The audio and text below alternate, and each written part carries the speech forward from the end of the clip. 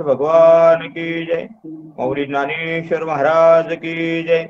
जगद्गुरु तुकाराम महाराज की जय। सब संतन की जय। हरे राम राम राम हरे हरे, हरे कृष्ण कृष्ण कृष्ण हरे हरे। हरे राम राम राम हरे हरे, हरे कृष्ण कृष्ण कृष्ण हरे हरे। हरे राम राम राम हरे हरे, हरे कृष्ण कृष्ण कृष्ण हरे हरे। हरे राम राम राम हरे हरे, हरे कृष्ण कृष्ण कृष्ण हरे हरे। हरे राम राम राम हरे हरे, हरे कृष्ण कृष्ण कृष्ण हरे हरे। हरे राम राम राम हरे हरे, हरे कृष्ण कृष्ण कृष्ण हरे हरे। पुंडलिक वरद हरि विठ्ठल श्री ज्ञानदेव तुकाराम पंढरीनाथ भगवान की जय। मौली ज्ञानेश्वर महाराज की जय। जगद्गुरु तुकाराम महाराज की जय। महायोग पीठे तटे भीमरथा वरम पुंडरीकाय दातुं मुनीन्द्रैः समागत्य तिष्ठन्तमानन्दकन्दम् परब्रह्मलिङ्गं भजे पाण्डुरङ्गं कलावद्यजीवोद्धरार्थवतारं कलाङ्काङ्कतेजोधिकामोधिवक्त्रं खलानीशवादापनोदारदक्षं समाधिस्थमूर्तिं भजे ज्ञानदेवम्।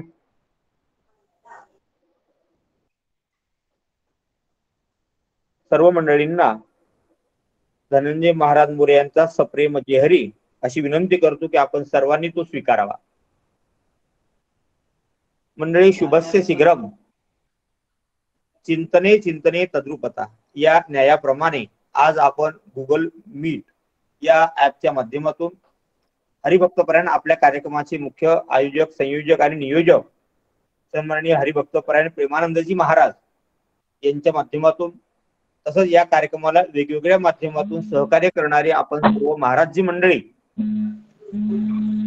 आपल्या सर्वांच्या समोर 136व्या दिवसाच्या जगद्गुरु तुकाराम महाराजांच्या अभंगांवरती चिंतन करण्याचा जो आज योग आलेला आहे, अभंगाचं विश्लेषण आणि अभंगाचे असणारी या ठिकाणी समयोचित असणारी सेवा ही योगायोगाने अतिशय सुसव्य अशी आलेली आहे। अभंग जगद्गुरु तुकाराम महाराजांचा आणि 3च चरणाचा आहे आणि तो असा आहे, याचा कोणी करी पक्ष तोही त्याशी समतुल्य, फुकासाठी पावे दुःखाचा विभाग, पूर्वदासी लाग निरय दंडी, ऐके राजा न करी दंड, जरिया लंड दुष्टासी, तुका म्हणे त्यांचे अन्न मद्यपाना समान। असा हा 3 चरणाचा अभंग जगद्गुरु तुकाराम महाराजांच्या अभंग गाथामधील साधारण वेगवेगळ्या अभंगाच्या अनुक्रमणिकेच्या माध्यमापैकी 136व्या दिवसाच्या निमित्तानं आपण निवडलेला आहे। कार्यक्रमाची प्रस्तावना हरिभक्तपरायण प्रेमानंदजी महाराज यांच्या माध्यमातून आपण सर्वांनी श्रवण केलेली आहे। आपण सर्व सुज्ञ आणि बहुश्रुत आहात असं गृहीत धरून या मुख्य कार्यक्रमाला अर्थात या चिंतनाला आपण सुरुवात करूयात। अभंगाचा जो शब्दशः अर्थ आहे, याचा मुळात हे एक दर्शक सर्वनाम या दृष्टीने वापरले गेले जगद्गुरु तुकोबा महाराजांनी। याचा हा जो शब्द आहे हा दर्शक सर्वनाम व्याकरणाच्या दृष्टिकोनातून आपल्याला आढळतो। याचा म्हणजे कोणीतरी एक असा मानावा लागल, मग जो कोणी याचा आहे मग त्याच्याच विषयी जगद्गुरु महाराज या ठिकाणी काय तर आपल्याला बोलतात आणि तुकाराम महाराज या ठिकाणी काय तर बोलतात।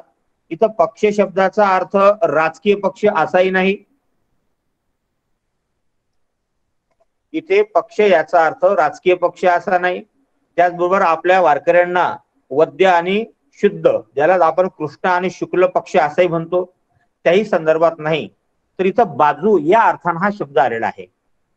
याचा म्हणजे असा कोणी एक व्यक्ती आहे त्याचा जर कोणी पक्ष बाजू घेत असेल तर तो बाजू घेणारा सुद्धा ज्याची तो बाजू घेतो त्याच्यासारखाच आहे, न्याय नाही तेवढाच आहे, समतुल्य शब्द वापरला.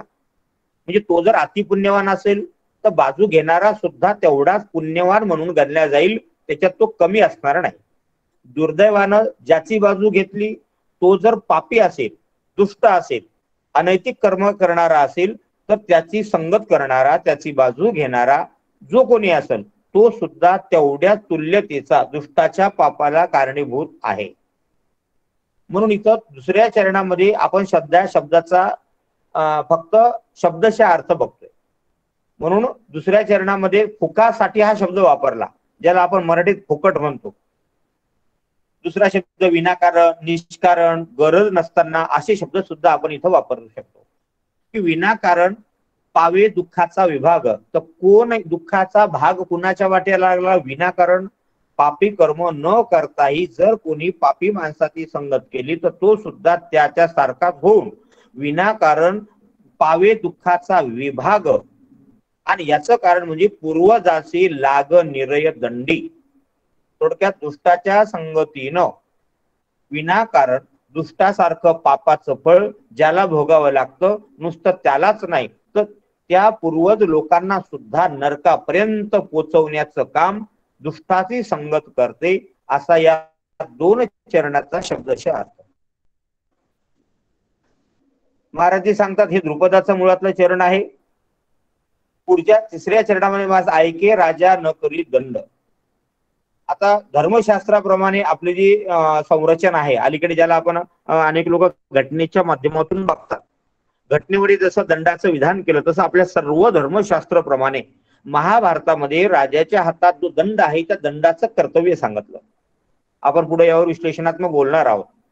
इथं दंड शब्दाचा अर्थ शिकवणे असा नाही आला, तर त्याला त्याचं कृत्याचं फळ देणं. पण जर असा कोणी राजा, जबाबदार असणारा राजा, लोकांचा प्रतिनिधी जर या दुष्ट लोकांना दंड करत नसेल तर काय होईल? महाराज म्हणतात या ठिकाणी तो राजा सुद्धा तेवढ्याच पापाशी समतुल्य ठरतो. म्हणून तुका म्हणे त्याचे अन्न मद्यपाना समान. अशा पापी मनुष्याचे अन्न सेवन करू नये, कारण ते प्रत्यक्ष मद्यपानाच्या समान मानल्या गेलं. असा या चरणाचा हा आपण धावता विश्लेषणात्मक या ठिकाणी काय तर व्याकरणाच्या दृष्टीने थोडीशी, आता याच्या फक्त व्याकरणाचे विभक्ती आणि प्रत्यय या दृष्टीने आपण गेलो नाही. आपल्या या कार्यक्रमाला आज त्याची फारशी गरज वाटत नाही. म्हणून आता मुख्य चिंतनाकडे आपण वळूयात. अभंगाची थोडक्यातली पार्श्वभूमी आपल्या पुढे या ठिकाणी आली. आजच्या अभंगामध्ये मुख्य आपल्याला 4 गोष्टी आढळून येतात. एक, जो कोणी दुष्ट व्यक्ती आहे त्याच्याविषयी महाराज बोलतात, त्याच्याविषयी विधान महाराजांनी केले, त्याच्यात विषयीचे सगळे जे महाराजांना ज्या ज्या गोष्टी वाटत होत्या त्याच्याबद्दल महाराजांनी स्पष्ट मांडल्या, कोणताही पाठीमाग भीड न ठेवता. पहिला हाय या दुष्ट व्यक्तीविषयी बोलतात. दुसऱ्या विषयी बोलतात या दुष्टाचा जो कोणी मदतनीस आहे, त्याचा संगत करणार आहे, त्याच्या सोबत राहणार आहे, तो त्याच्याविषयी बोलतात. तिसरं, त्याने केलेले जे कर्म आहे का नाही ते कर्म त्याच्या बरोबर जो मूळचा पापी मनुष्य आहे त्याला तर ते फळ भोगावंच लागल, दुसरा त्याच्या संगत करणारा भोगा लागल, आणि तिसरं पूर्वजाशी निरय दंडी, अगदी पूर्वजांपर्यंत या पापाचं फळ भोगावं लागतं. म्हणजे 3 लोकांविषयी बोलले, पूर्वजांविषयी, संगत करणाराविषयी आणि प्रत्यक्ष जो करता आहे प्रथम पुरुष ज्याला आपण म्हणू दुष्ट व्यक्ती, त्याच्याविषयी महाराज बोलतात. चौथा व्यक्ती नंबर लागला राजाचा, आणि या ठिकाणी काय तर या राजाविषयी महाराजांनी सांगितलं की तो सुद्धा तेवढाच पापी आहे. आणि अशा या 4 लोकांच्या घरचं अन्न जर कोणी घेत असेल तर तो, ज्यानं कोणी अन्न घेतलं त्याला मद्यपानाचं पाप प्रत्यक्षात लागल्याशिवाय राहणार नाही. आणि मला आनंद वाटतो की आता उद्यालाच अमावस्या आहे, उद्याची सर्व पित्री अमावस्या आहे. इथं पूर्वज आणि निरयदंडी हे दोन्ही शब्द पूर्वजांशी लागू होतात. आणि अन्न पाण्याचाही सेवन आला तर आपण सगळ्यात अगोदर याचा कोणी करी पक्ष, इथं याच्या शब्दाच्या आगी जो आपण पाहिलं होतो दर्शक सर्वनाम, तर इथं आता डायरेक्ट आपण उदाहरण घेऊ. दुर्योधन घ्या, दुःशासन घ्या, राक्षस योनीमधले अनेक राक्षस आहेत. इथं याच्या जागी आपण जर त्यांना उभं केलं तर त्यांची संगत करणार. कुणाला जर असं विचारलं की कर्ण हा पापी होता का, तर धर्मशास्त्रात जर तुम्ही कर्णाचं चरित्र पाहिलं तर कर्ण हा संगतीनं पापी झाला, भिडनं पापी झाला. भीड म्हणजे त्यानं अन्न खात गेला, संगत करत गेला आणि पुढे युगाने अंग देशाचं राजपद सुद्धा कर्णाच्या वाट्याला दुर्योधनाच्या मेहरबानीनं प्राप्त झालं. आणि हे सगळं करताना हळूहळू माऊली जसं म्हणतात, हळूहळू डाळे डाळे केतुलीने एक वेळी मार्गाचे बळे निश्चित ठाकी, तसा सज्जन माणूसही हळूहळू दुष्टाच्या संगतीनं पापाच्या ध्येयापर्यंत नक्की पोचतो आणि त्याच्या चांगुलपणा त्याचा सज्जनपणा हळूहळू नाहीसा होऊन त्याच्या जीवनाच्या शेवटच्या टप्प्यात तो त्याच्यासारखा दुष्ट व्यक्ती बनतो, याबद्दल संशय नाही. म्हणून अशा या दुष्ट व्यक्तीचा जो कोणी पक्ष बाजू घेईल, संगत करल, त्याच्याशी या ठिकाणी काय तर घरोबा करेल. म्हणून तुम्हाला गंमत वाटेल, महाभारतामध्ये याचं वर्णन आलेलं आहे या संगतीचं. आपल्या धर्मशास्त्रामध्ये तर खूपच आलंय बघा ना. संतांचे संगती मनोमार्ग गती ज्ञानोबाने हरिपाठामध्ये सांगितलंय. या संतांचा महिमा वर्णन करताना पण संतांचा जसा महिमा वर्णन केलेला आपण श्रवण केला, त्याबद्दल आपल्याला बरंचसं काही माहित आहे. परंतु दुष्टांच्या संगतीचं महात्म्य सुद्धा तेवढंच चमत्कारिक आहे. कुणाचं? दुष्टाच्या संगतीचं महात्म्य सुद्धा तेवढंच चमत्कारिक आहे. आणि या संगतीच्या परिणामामुळं महाराज म्हणतात, असा जो कोणी त्याचा संगत करणार आहे तो त्यासारखाच पापी होतो.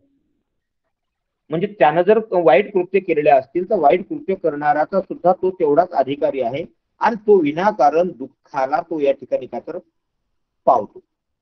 अर्थात दुःख त्याला आपोआप मिळतं, दुःखाचा विभाग त्याच्या वाट्याला येतो. आणि या करणीमुळं, या कर्मामुळं जे पूर्वज आहेत त्यांना नरकात भोगावं लागतं, अर्थात नरकात जावं लागतं.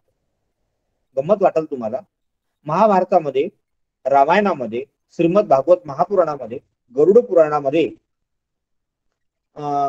श्रीमद भागवतामध्ये सुद्धा या ठिकाणी काय तर 26व्या अध्यायामध्ये मला वाटतं नरकाचे 28 प्रकार श्रीमद भागवतामध्ये या ठिकाणी सांगितले. 72 प्रकार आपल्या महाभारतामध्ये सांगितले. 150 प्रकार शिवपुराणामध्ये सांगितले. कोण जीव कोणकोणत्या पापाला कोणकोणत्या कर्मानं त्याला ते सगळे भोगावे लागतात याचं वर्णन कबीरांचा एक दोहा आहे या पापाच्या बाबतीत आणि त्याच्या फळाच्या बाबतीत. कबीरजी महाराज असं सांगतात, हे मेरे प्यारे बंधो, तिलभर मछली खावे, तिलभर म्हणजे ओंजळभर, तिळभर मछली खावे, कोटी करे गोदान, काशी करवत ले, मरे अखेर नरक निदान. ओंजळभर म्हणतो आपण त्याला, मुठभर असे थोडक्यात म्हणूया.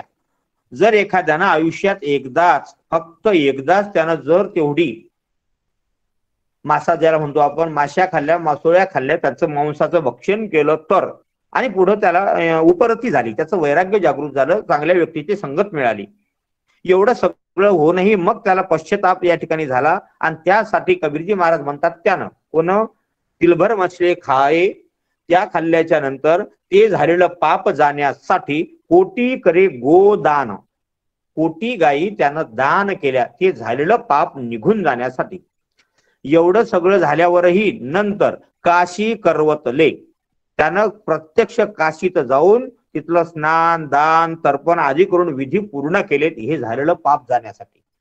कबीरजी महाराज म्हणतात, 1 कोटी गायी दान करून काशीमध्ये जाऊन सुद्धा त्याचं पाप गेलं नाही.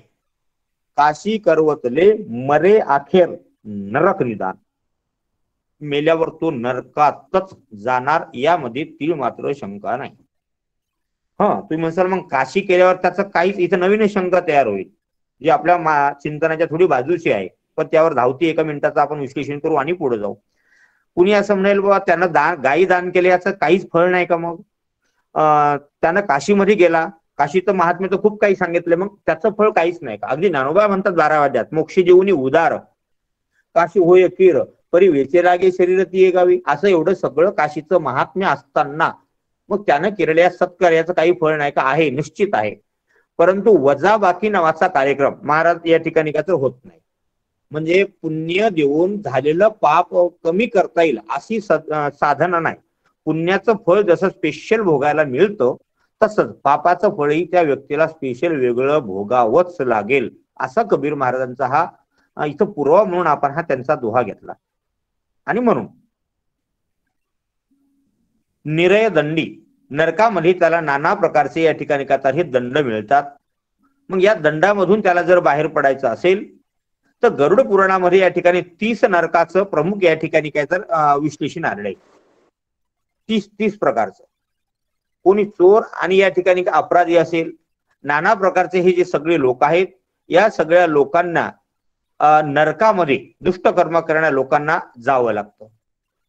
यामध्ये या ठिकाणी काय तर नरकाचं जे फळ आहे भिन्न भिन्न प्रकार, गरुड पुराणामध्ये वेगळं, या सगळ्या आसनामध्ये अनैतिक कामं करणारे लोक आहेत, ज्याला अप्पलपोटे आपण म्हणतो, उष्ट लोकांना खाऊ घालतो, आमंत्रण देऊन अगोदर जेवायला बसतो, घरातल्या वृद्ध आणि बालकांना सोडून जो घरमालक अगोदर जेवायला बसतो आणि अन्न खातो, लोकांचं धन घेतो पण परत करत नाहीत, गरिबांकडनं कष्ट घेतो परंतु त्याच्या अंगावरचा घाम, नियम असा आहे आपल्याकडे जर कोणी काम करत असेल, कर्मचारी असतील किंवा शेतामध्ये कोणी असतील काम करणारे, किंवा कोणत्याही कर्मचाऱ्यानं काम केल्यावर त्याच्या अंगाला साधारण घाम येतो असं मानलं गेलं. श्रम केल्यावर त्याच्या अंगावरचा घाम वाळायच्या अगोदर त्याच्या हातामध्ये त्याच्या कष्टाचा पैसा पोचला पाहिजे, एवढी तत्परता आपल्या धर्मशास्त्रानं सांगितली.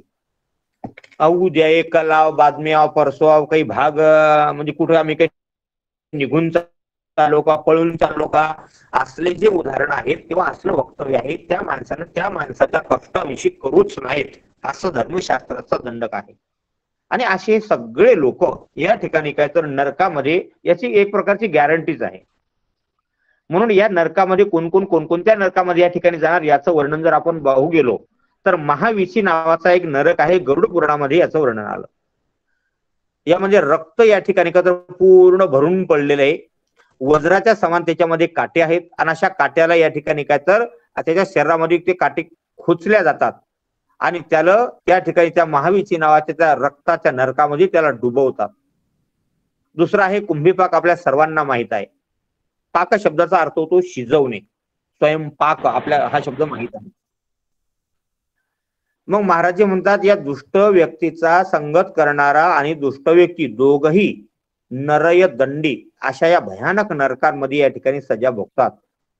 पाक शब्दाचा अर्थ होतो शिजवणे आणि कुंभ शब्दाचा अर्थ होतो भांड, घड किंवा घडा, ज्याला बर्तन असे आपण जो जुन्या काळामध्ये मोठमोठे पदार्थ होते शिजवण्यासाठी.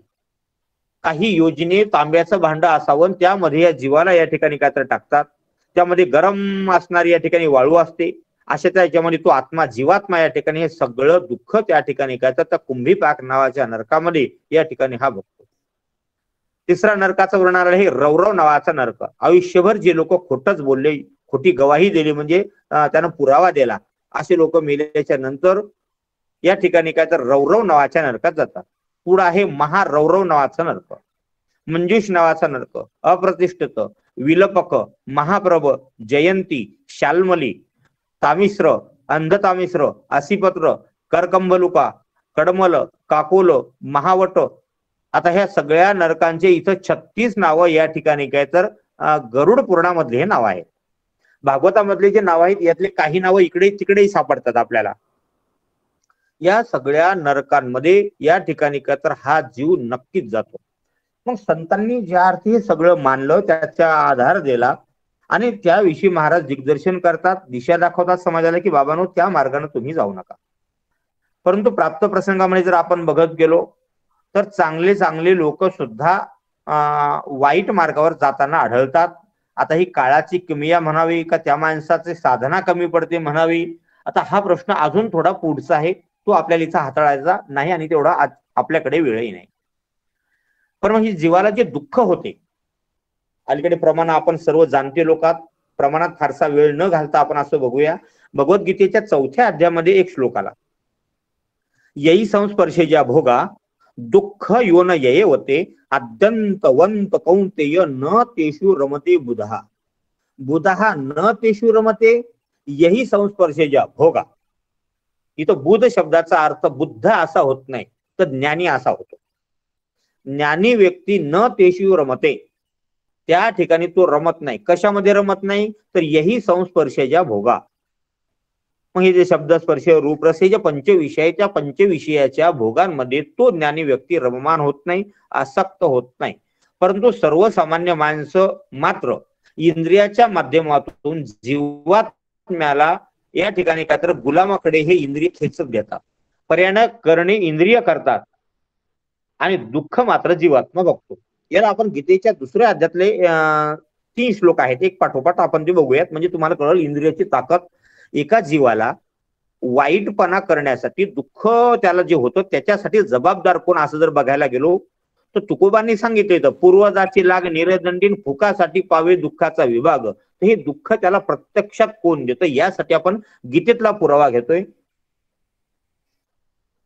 ध्यायतो विषयान पुंसस संगस्तेषु पूजा येते, संगात संजय येते, कामक कामात क्रोधो भिजा येते, क्रोधात भवती सम्मोह, सम्मोहात स्मृती विभ्रम, स्मृती भ्रंशात बुद्धी नाशो, बुद्धी नाशात प्रणश्यती. ध्यायतो विषयान पुंसा. इथं पुंस शब्दाचा अर्थ व्यक्ती घेऊ आपण, आणि तो तसाच आहे, व्यक्तीच आहे, एक माणूस. अगोदर तो विषयाचं ध्यान करतो आणि मग इंद्रिय त्याची पेटून उठतात.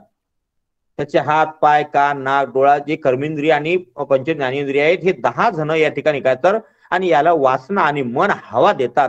पर्यायानं कामाग्नी, लोभाची अग्नी, ईर्ष्या हे सगळे भडानक या ठिकाणी काय तर घेतात आणि जीवाला दुःखाकडे घेऊन जायचं पहिलं पाऊल या ठिकाणी काय तर पडतं.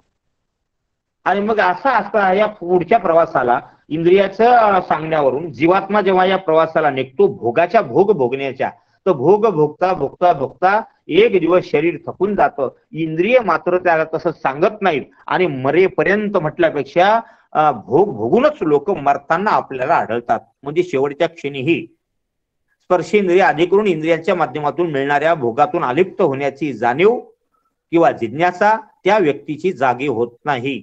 आणि म्हणून असे लोक मरेपर्यंत दुःखच भोगण्याचे जे कार्यक्रम आहेत ते या ठिकाणी उभा करतात. म्हणजेच इंद्रियाच्या माध्यमातून पाप करतात.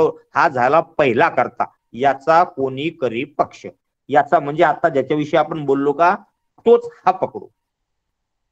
मग हा पहिला पापी कसा बनला? तर ध्यायतो विषयान पुंस संगस्तेषु पूजा येते. तुम्हाला आश्चर्य वाटेल, तुम्ही जर लायब्ररी चेक केली, शब्दकोश चेक केले, तर काम शब्दाचे 26 अर्थ माझ्या वाचण्यात आले. काम किती अर्थ? 26 अर्थ. कामाजी कोतवाल्याने नागविले बहुतासी, इथं काम शब्दाचा वेगळाच अर्थ आला. कामामध्ये काम काही म्हणा राम राम, इथेही काम शब्दाचा वेगळाच अर्थ आला. काही काम धंदा करतो का नाही, इथेही या ठिकाणी काय तर असे नाना प्रकारच्या. पण इथं मात्र जो काम शब्दाचा अर्थ आपण बघत आहोत तो लैंगिक वाचक आला. स्त्री आणि पुरुषामध्ये जे भिन्न लिंगाचं आकर्षण आहे त्यासाठी अनैतिक मार्गाचा जो अवलंब केला जातो आणि मन इंद्रिय या जीवात्म्याला तिकडं सारखं खेचत राहतात, त्या सगळ्या सर्वांना हे पुढं पुढे या ठिकाणी काहीतरी घेऊन जातात.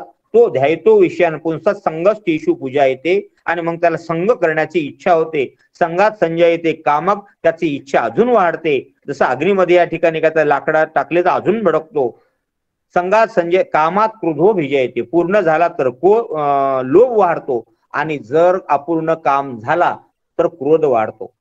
क्रोधात भवती सम्मोह. आजही बघा घरामध्ये जर एखाद्या वेळेस राग आला तर रागावलेल्या माणसाच्या हातानं फायद्याचे कामं घडत नाहीत, पण नुकसानीचे कामं घडताना गॅरंटीनं आपल्याला अडतं. रागावलेल्या माणसाच्या हातात जर दगड दिला तर तो दगड खाली आरामशीर ठेवून का फेकून मारला असा प्रश्न जर विचारला तर 99% लोक उत्तर तेच देतील की तो फेकून मारेल, कारण तो रागावलेला आहे. मग ते रिमोट असेल तर रिमोट फेकून देईल. क्रोधात भवती सम्मोह. कळत नाही नेमकं आपण कृती काय करतो, इंद्रियावरती 100% ताबा राहत नाही कर्त्याचा. आणि म्हणून इथं महाराजांनी स्पष्ट रीतीने सांगितलं की तो जो आहे करता, पहिला जो करता आहे त्याची पापाचं पहिलं पाऊल क्रोधात भवती सम्मोह, सम्मोहात स्मृती. त्यानं जे काही पूर्वाश्रमीचं त्याच्याकडे जे सदशास्त्र श्रवण करून जी ज्ञानाची असणारा ठेवा त्याला प्राप्त झाला होता तो ठेवा नाहीसा होतो. म्हणजे त्यानं जे काही राग जेव्हा येतो तेव्हा बाकीचं सगळं तो विसरतो, तात्कालिक का होईना. आणि त्यामुळे त्याच्या हातानं या ठिकाणी क्रोधात भवती सम्मोह, सम्मोहात स्मृती विभ्रम. हा आणि स्मृती भ्रंशात बुद्धी नाशो, सद्बुद्धीचा नाश झाला. म्हणून जगद्गुरु तुकोबाराय एका ठिकाणी असं म्हणतात, देवा दुर्बुद्धी ते मना कदा न उपजो नारायणा, माझी सद्बुद्धी या ठिकाणी काय तर राहू दे.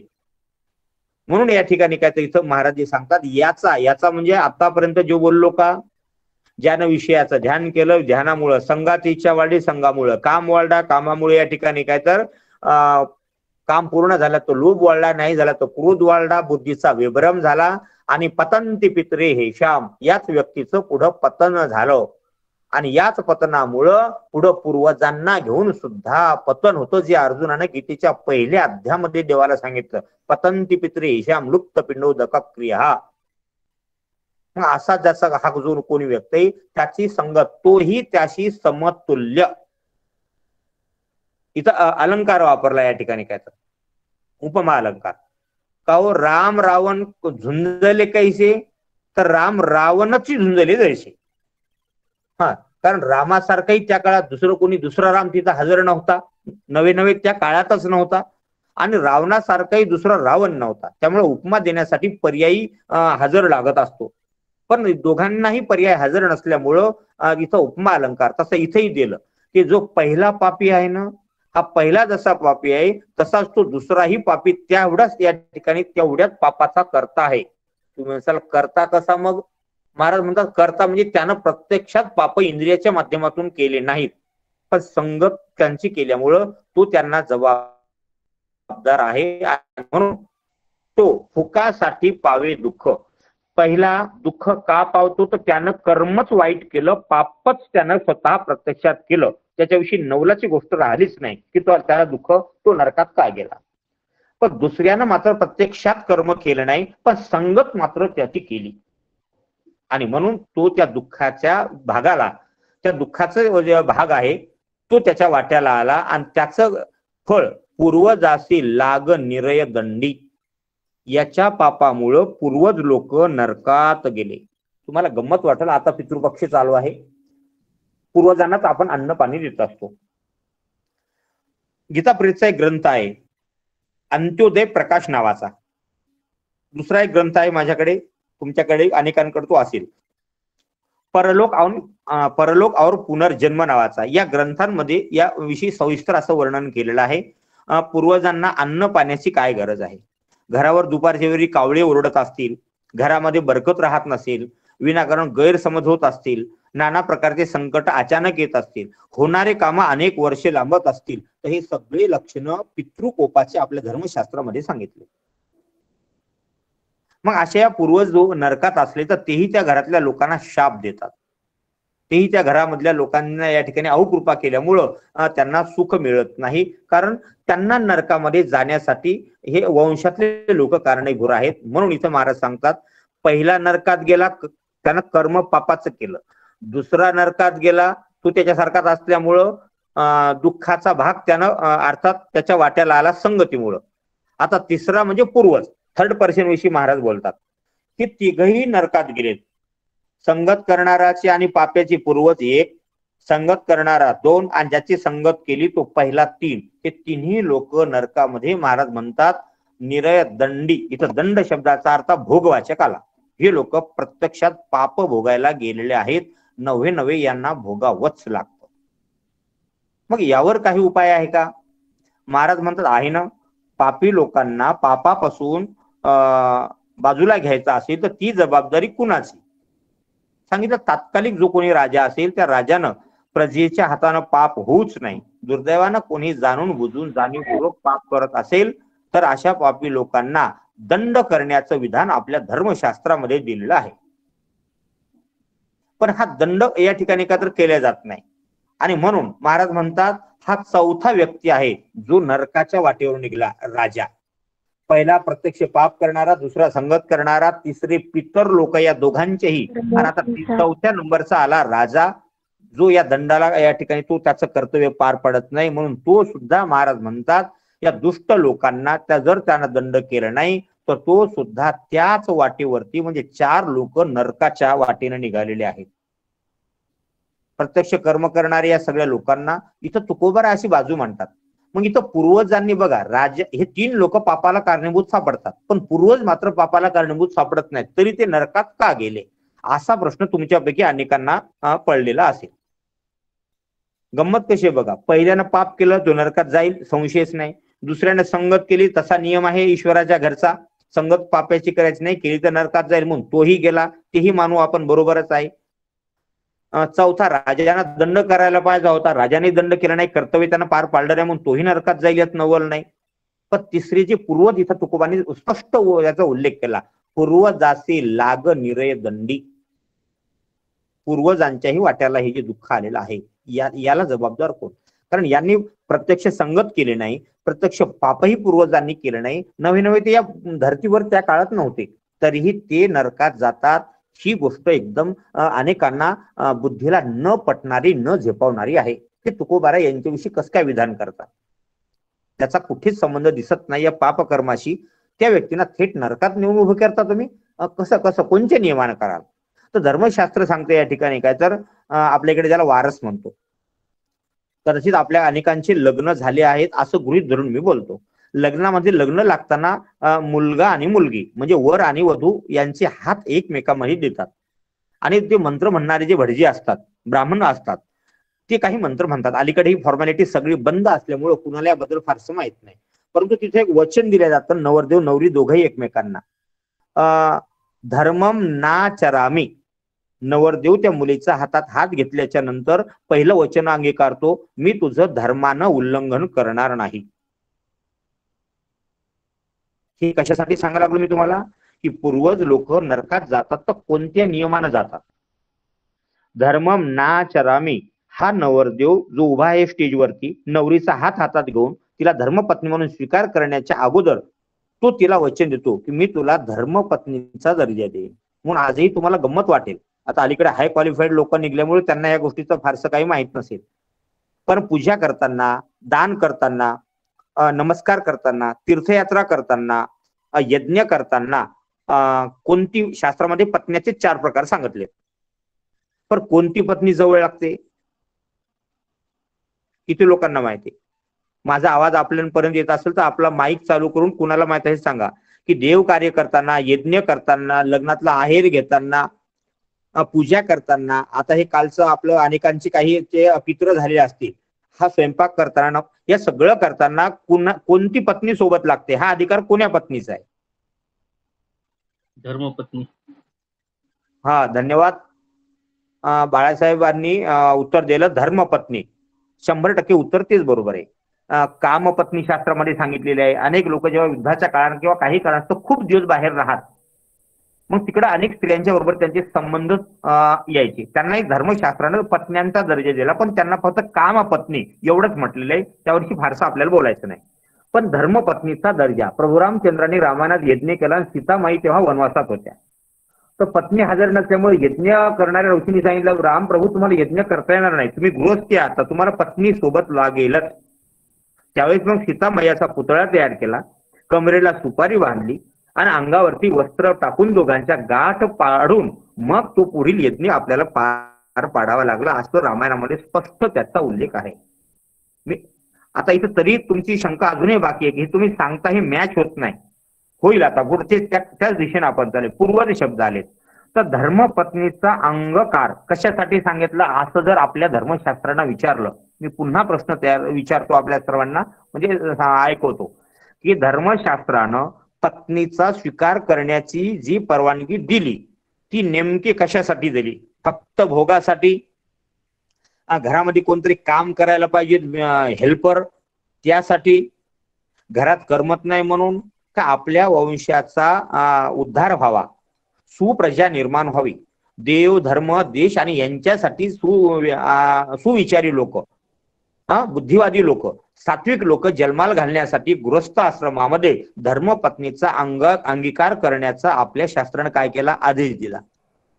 म्हणून भोग भोगूनही, धर्मपत्नीचा भोग भोगूनही भोगणाऱ्याला पाप लागत नाही असं आपलं शास्त्र सांगतं. त्याचं ब्रह्मचर्य तो कायम सांगितलं, एवढं सगळं होऊनही. त्याचं कारणच असं सांगितलं, कारण 1 जर 42 म्हणजे 14 दोन्ही 28 आणि 21 दोन्ही 42, तसे 42 कुळ्यांचा उद्धार एक हरिभक्त जर कुळात जन्माला आला तर आई आणि बाबांच्या 21 पिढ्यांचा उद्धार हा एकच वारस करतो. ही आपण अनेक वेळा ही गोष्ट ऐकली. आता याच्यात पुढचा टप्पा बघा. जर 21 पिढ्या इकडच्या, 21 पिढ्या आईकडच्या आणि बाबाकडच्या 42 पिढ्यांचा उद्धार एक हरिभक्त करतो, तर एक पापी जर तयार झाला तर 21 दोन्ही 42 कुळ्या नरकात जातील का जाणार नाहीत? नियम तो. हा, एकाच्या मुळे 42 कुळ्याचा उद्धार, एक चांगला निघला म्हणून, आणि खराब निघला तर सगळे नरकात जाणार. मग आता चांगल्याला चांगलं टिकून ठेवण्याची जबाबदारी कोणाची? मग इथं पहिल्या चरणातला जो हे वापरला का ना, याचा कोणी करी पक्ष, तर पक्ष शब्द आता इथे मॅच करावं लागल. म्हणून आजही आपल्या घरामधली आई सांगते बाळाला, बाळा शाळेत वाईट मुलांची संगत करू नको बरं. मुलीलाही सांगतात तुझ्या मैत्रिणी चांगल्या निवड बरं. आपण ही लहानपणी वाक्य आपल्या आई बाबांचे खूप वेळा ऐकले असते. त्याचं कारण असते, कारण ही संगत मोठी खतरनाक आहे, आणि या संगतीमुळेच अनेक लोकांचे नरक, महाराज म्हणतात नरकामध्ये दंड भोगायला लागलेले आहेत, करणी याची. आणि म्हणून अशा सगळ्यातून त्यांना बाहेर काढण्यासाठी एक जबाबदारी दिली. पाप्याने पापच करू नये यासाठी घरातले संस्कार पहिला टप्पा. दुसरा टप्पा त्याला शिक्षण द्या, धर्म शिक्षणाचं. मला खेद वाटतो आणि म्हणजे वाईटही वाटतं. अलीकडे आम्ही कीर्तनकाराने सुद्धा धर्म शिक्षण कीर्तनातून सांगणं बंद केलं, फारसं त्यावरती बोलताना आढळत नाही. दुसरं, घरामध्ये धर्म शिक्षण बंद झालं. हिंदू सण, पारंपरिक सण जर साजरी करायची तर तुच्छतेने, गंमत वाटेल तुम्हाला, मी पुरावा देतो त्याला. आता नवरात्र आता उद्या चालू होईल, म्हणजे परवाला, उद्याची अमावस्या आहे, परवाला प्रतिपदा आहे, घटस्थापना होईल. देवींवरती, देवीच्या समोर वाजवण्याला जाणारे गाणे तुम्हाला गंमत वाटेल. आता मला ऑनलाईनचं प्रत्यक्षात बरंचसं काम पडतं, आणि मग नाना प्रकल्पाचं रिसर्च सेंटर आपण चालवतो. हे सगळं करत असताना खूप वाचायला मिळतं आणि वाचावंच लागतं. असं माझ्या वाचनात आलं, हा डाटा तुम्हाला ऑनलाईनही मिळेल, की नवरात्रीच्या दरम्यान कंडोमचं प्रचंड विक्रीचं प्रमाण वाढतं. ही इंटरनेटची माहिती मी तुम्हाला सांगतोय. आता वास्तविक हा विषय आपला वेगळा आहे. मी कशासाठी सांगतोय की धर्म शिक्षण घरातलं बंद झालं. ज्या नवरात्रीला अति पवित्र असा दर्जा देण्यात आला, ज्या ठिकाणी प्रत्यक्ष दुर्गा मातेनं ज्यांच्यासाठी राक्षसांच्या महिषासुराला या ठिकाणी मर्दन करण्यासाठी या ठिकाणी काय तर नवरात्राचे संपूर्ण या ठिकाणी 9 दिवस युद्ध केलं, आणि 10व्या दिवशी त्याच्यावरती विजय या ठिकाणी काय तर मिळवला, हे आपण ठासून सांगतो. त्याच नवरात्राच्या दरम्यान ते भयानक कामं घडताना आपल्याला बघायला आणि वाचायला तर नक्कीच मिळालेलं आहे. यातलं पर्सेंटेज किती, खरं का खोटं, हा प्रश्न वादाचा नक्कीच असेल, परंतु त्या वर्षी आता इथे वाद घालण्यासाठी आपल्याला वेळ नाही आणि त्याची गरजही वाटत नाही, एक पुरावा म्हणून. मग यासाठी धर्म शिक्षण हे किती महत्वाचं हे कळत. म्हणून त्या विशिष्ट वयामध्ये मुलांना धर्म शिक्षण आपण दिलं पाहिजे, आणि आपण तो देत नाही म्हणून आपल्या मुलांपर्यंत हे सगळं पोहोचत नाही. म्हणून इथं महाराज म्हणतात करी पक्ष, आणि तो त्याचा पक्ष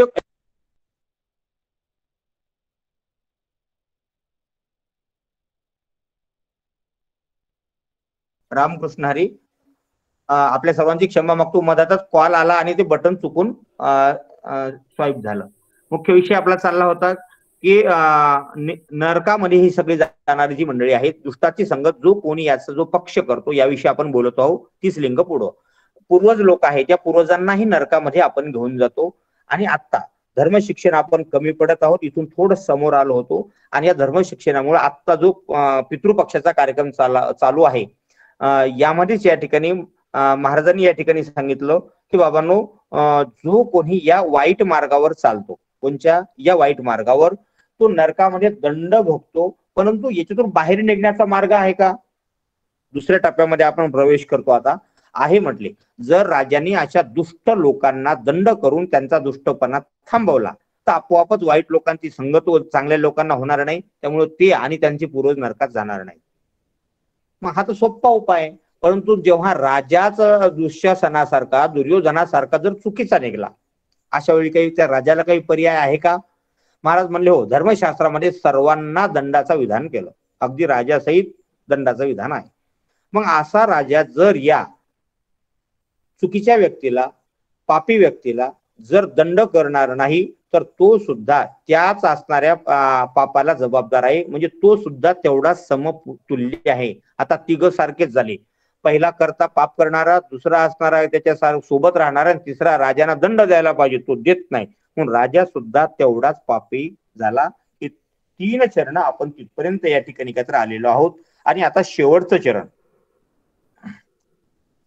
तुका म्हणे त्यांचे अन्न मद्यपाना समान.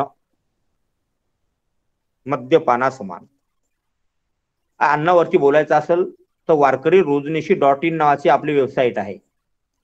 त्यावरती मी म्हणतो मागच्या 2-3 दिवसातच एक लेख टाकला. आणि महाभारतामध्ये भीष्माचार्य जेव्हा शरपंजरी पडले तेव्हा त्या युधिष्ठिराने विचारलं, पितामह माझा राज खजिना चांगला राहायला पाहिजे, माझी बुद्धी कायम सत्याशी ठाम राहिली पाहिजे, यासाठी मी काय करू, मला मार्गदर्शन करा. तेव्हा भीष्माचार्याने 64 लोकांचे नावच सांगितले धडाधड, की यांच्या घरचं अन्न तू खाऊ नको. किती लोकांचे नाव दिले? 64. गरुड पुराणामध्ये 30 लोकांचे नाव दिले. या 30 लोकांच्या घरचं, गरुड पुराणानुसार 30 लोकांच्या घरचं अन्न खायचं नाही. मग याचं कारण काय? तर अनेकांना माहिती, द्रौपदीचं वस्त्रहरण चाललं तेव्हा एकाची मनोव्यापारी असं वर्णन ज्ञानोबांनी केलंय. ज्या वीरांचं ते सगळे वीर त्या ठिकाणी हजर होते. ही गमतीची बाजू आहे. ही बाजू गमतीची म्हटल्यापेक्षा जबाबदारीची आणि विचार करायला लावणारी, की भीष्मासारखे महान असणारे लोक जर हे सगळं घडताना चुपचाप बसतात, आणि मग आपल्या सगळ्यांना माहिती आहे, मराठीत एक शब्द आहे मिंध म्हणतात त्याला, मिंध. कोणाचं काय खाल्लं की माणूस मिंधा होतो, आणि खाऊनच लोक मिंधही करायचा प्रयत्न करतात. नजर वर चालत नाही. भीष्माचार्यांना त्याचा अनुभव तिथं प्रत्यक्ष आला आणि काहीही करू शकले नाहीत. आणि म्हणून या ठिकाणी काय तर अन्न कुणाचं खाऊ नये. गरुड पुराणामध्ये या ठिकाणी काय तर वर्णन आलेलं आहे. 279 अध्याय, 18,000 श्लोक आणि 84 लाख योनीचं वर्णन असं विश्लेषण करणारे या ठिकाणी गरुड पुराणाच्या आचार नावाच्या कांडामध्ये कुणाच्या घरचं भोजन करू नये, जेवण करू नये याविषयी काही गोष्टी सांगितल्यात. यात पहिल्यानं आलं चोर आणि अपराधी, ज्याचा गुन्हा सिद्ध झाला, अशा लोकांच्या घरचं अन्न जेवण करायचं नाही, भोजन करायचं नाही. आता हे सगळेच नावं सांगितलं तर अनेकांना वाईट वाटलं, म्हणून मी त्याच्या गुणात्मक विश्लेषण करून तुम्हाला सांगतो. काही व्यक्ती आहेत, व्यक्ती त्यांच्या घरचं डायरेक्ट अन्न खायचं नाही. काऊन? फक्त त्या व्यक्ती तशा आहेत म्हणून, म्हणजे त्यांच्या गुणामुळं. यामध्ये हा चोर आला. दुसरा आहे चरित्रहीन स्त्री, जी आपल्या कुळातल्या सगळ्याच लोकांना वेगवेगळ्या कारणाने धोका देते. पतीकडच्या, आई वडिलांकडच्या, ज्याला आपण व्यभिचार म्हणूयात. तिच्या हातचं अन्न खायचं नाही. आता पुढे जे आहेत याच्यात काही राग येईल, हे सगळे, कारण याच्यातले बऱ्याच गोष्टी आपल्या सोबत पण घडत असतात किंवा आपण त्यामध्ये असतो. आणि कुणाला थेट दुखावणं संतांनी आपल्याला ते शिकवलं नाही, म्हणून मी थोडा शब्दाला आखडत घेतो. मी त्याचे गुण सांगतो. इथे काही व्यक्ती आहेत आणि काही गुण आहेत. गुण, त्या लोकांचे गुण वाईट आहेत म्हणून त्यांच्या घरचं अन्न खायचं नाही, त्यांचं अन्न खायचं नाही. इथे काही कर्म आहेत. कर्म म्हणजे ते माणसं चांगल्या कुळातले, पण ते जे काम करतात ना, त्यांचं जे कर्म आहे हे वाईट आहे, म्हणून त्यांच्या घरचं अन्न खायचं नाही. काही लोकांचा आचारच खराब आहे, काहींचा विचार खराब आहे, काहींचा उच्चार खराब आहे, आणि काहींचा आहार खराब आहे. तुम्हाला होमवर्क जेव्हा वेळ मिळेल तर बघून घ्या. मी फक्त तुम्हाला ऍड्रेस सांगतो. श्रीमद भगवद्गीतेच्या 17व्या अध्यायातला 8वा, 9वा आणि 10वा श्लोक आहे. मी इथे ते म्हणून दाखवतो. आयुष्सत्व बलारोग्य सुखप्रीती विवर्धनः रस्या स्निग्धा स्थिरा हृदया आहारा सात्विक प्रिय. असा हा सात्विक आहार ग्रहण करावा. हा 8व्या नंबरचा श्लोक आहे 17व्या अध्यायातला गीतेच्या. याच्यावर ज्ञानोबांनी सुंदर असं वर्णन केलं ओव्याचं. ते सविस्तर आपण वेळ मिळेल त्यानुसार वाचावं. आयुष्सत्व बलारोग्य, आयुष्य वाढवणारा, बल वाढवणारा, शक्ती वाढवणारा, आरोग्य म्हणजे या ठिकाणी निरामय जीवन तयार करणारा असा जो आहार आहे. रस्या रेषेदार पदार्थ, स्निग्धा म्हणजे लोणी सारखे, मधासारखे जे पदार्थ स्निग्ध आहेत, श्रीखंडासारखे असे आहार. रेषेदार म्हणजे ज्याच्यामधून या ठिकाणी रेषा बाहेर पडतात, गाजर, मुळा, पालक आदी करून. स्थिरा हृदय, आणि जे खाल्ल्याच्या नंतर जळकी लागत नाही, छातीमध्ये आग होत नाही, पोटामध्ये आग होत नाही, असे सगळं असणारा जो सात्विक आहार तो जर त्यानं ग्रहण केला पाहिजे. स्थिराहुद्य आहारा सात्विक प्रिय, प्रिय सात्विक असा आहार आवडतो सात्विक व्यक्तीला. कट्वम ललवना तीक्ष्ण, तीक्ष्ण वृक्ष विदाहीन आहारा राजश श्रेष्ठा दुःख शोकामय प्रदहा. कट्वम म्हणजे कडू, ललवना म्हणजे खारट, कट्वम ललवना तीक्ष्ण म्हणजे तिखट, वृक्ष ज्याच्यामधला सकसपणा निघून गेला. थोडक्यात जर खिचडीमध्ये जर पाणी कमी पडलं किंवा आपण सुक्का उपमा करतो का नाही, खूपच भसर भसर असतो, तो पाण्याबरोबर गिळा वाटतो, तसा गिळल्या जात नाही. ज्यांच्याकडे लाळ कमी त्यांना तर ठसकाच लागतो. असे शुष्क पदार्थ, रसहीन पदार्थ, आंबे उतरलेले, फळं जास्ती होऊन गेलेले असे सगळे पदार्थ आवडतात. रस्या निगदा स्थिराहुद्य आहारा सात्विक प्रिया कट्वम ललवना तीक्ष्ण, तीक्ष्ण वृक्ष विदाहीन अशा सगळ्या पदार्थांना म्हणजे जो खातो तो त्यांना या ठिकाणी काय तर दुःखच तयार करतो, तो राजसी माणूस. आणि 10वा श्लोक आहे, यात यामम गतरसम पुती पर्युषितम चयत उच्चिष्टमपि चामेध्यम भोजनम तामसप्रियम. यात यामम, तुम्हाला गंमत वाटत असेल, जिलेबीचं जेव्हा मैदा तयार करतात तेव्हा त्याला बुडबुड येतात, तो नाचतो. इडलीचंही जे बनवतात फेटून फेटून फेटून या ठिकाणी काय तर त्यालाही बुडबुड येतात. दही सुद्धा त्यातलाच प्रकार आहे. म्हणून तुम्हाला गंमत वाटेल, तुम्ही म्हणजे अनेकांनी तसं ऐकलेलं आहे असं मी गृहीत धरतो. जैन धर्माचं ज्यांनी ज्यांनी वाचन केलं, जैन धर्माचं, त्यामध्ये जैन लोक हे पदार्थ खात नाहीत. कोणते हे पदार्थ? कोणते? जे आंबवले जातात रात्रभर ठेवून, 2 दिवस ठेवून, भिजत घालून, कारण या मधल्या काळामध्ये त्याच्यात जीवाणू तयार होतात अशी त्यांची भावना आहे आणि आपले धर्मशास्त्र पण मानतच. आणि सूक्ष्मदर्शिकेखाली हे बघायलाही मिळतं. म्हणून हे पदार्थ याला म्हणतात या ठिकाणी काय तर हे पदार्थ यात यामम गत रसम, ज्यातला रस निघून गेला. जे पदार्थ खाण्याच्या मर्यादेच्या ही पुढे गेलेत असे पदार्थ मात्र तो आवडून खातो. बऱ्याच लोकांना आंबट झालेले पदार्थ कळतच नाही. जसे ते आंबलेला म्हैस जशी आवडीनं खाते, तिला ते कळत नाही. तसं काय बरेच लोक, तामसी लोकांना हे नासलेले पदार्थ, थोडक्यात शिळे म्हणू आपण त्याला. यात यामम गत रसम पूती, पूती म्हणजे त्यातून जो पूव आहे तो उतू लागले म्हणतो आपण त्याला. मराठीत एक म्हणे बघा, शिळ्या कडीला लावलाय जाळ आणि ते नासायाचे मूळ. शिळे पदार्थ इथं त्याच न्यायाप्रमाणे हा शब्द वापरला गीतेमध्ये. यात यामम गत रसम पुती पर्युषित म्हणजे शिळे हे आपल्या सर्वांना माहिती. उच्चिष्टम अपि चामेध्यम, 4च लोकांना उष्ट खाण्याचा अधिकार आहे. आपल्याकडे फक्त 2 मिनिटं राहिली. कोण आहे ते 4 लोक? लग्नामध्ये एकदा पती आणि पत्नी त्यांच्यामध्ये कोणताही भेदभाव राहू नये, मनामध्ये शंका राहू नये, प्रेम आणि आपुलकीची भावना निर्माण होई म्हणून बोहल्यावर बसल्यानंतर एकदाच पती पत्नी उष्ट खायचं. एकदाच बरं, पती पत्नी. कधी? बोहलं नावाचा जुन्या प्रकारचा लग्न लागतं ना, आता त्या खुर्च्या निघल्यात त्यामुळे तो बोहला हा शब्द मागं पडला. तेवढ्या पुरता तिथं. हा पहिला प्रकार. दुसरा आहे माय आणि लेकराचा. लेकराचं जे बालपण आहे, थोडक्यात त्याचा कुमार पण ज्या दिवशी निर्माण झालं तिथून पुढे तोही त्याला जेवता येत नाही. म्हणजे साधारण वयाच्या 6 वर्षापर्यंतचा अधिकार. एका ठिकाणी असं वाचण्यात आलं, कुमारी मुलगी जर बापाच्या ताटात जेवत असेल, कुमारी म्हणजे 8 वर्षाच्या अगोदरपर्यंत तिला कुमारी असं म्हटलं जातं, जिची पूजा केली जाते. तर ती मुलगी बापाच्या ताटात जेवत असेल तर आयुष्य वाढतो असं माझ्या वाचण्यात आलं. पण ही गोष्ट बाजूला ठेवून मी मूळ मुद्द्यावर येतो.